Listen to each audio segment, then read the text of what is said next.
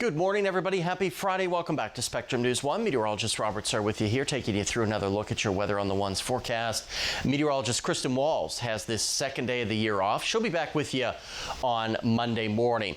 We're into January now. Let's start with a look back at December. What a wild month it was. How cold the first half was and how incredibly warm the second half was. Our warmest day in Bowling Green all the way up to 76, and our coldest morning we plunged to 10.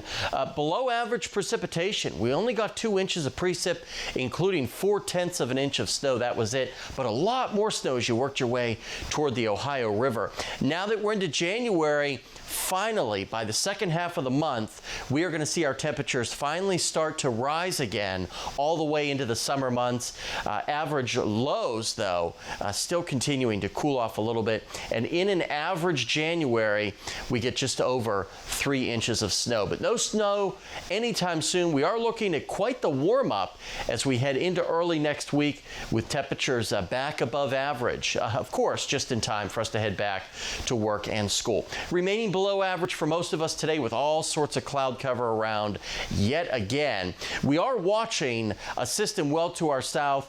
By this afternoon and this evening and tonight could try to toss a couple of stray showers in our direction, especially the closer you are to the Tennessee line. I think once you get north of the Western Kentucky Parkway, you don't have anything to worry about other than a lot of stubborn clouds.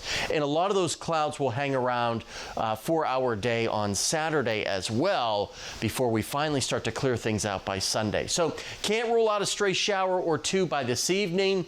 Otherwise, we'll see a lot of clouds around temperatures. Pretty big spread from the lower 40s north of the river to mid to upper 40s for some of us south of the parkways. And then tonight we'll see a little bit of that shower activity near the state line.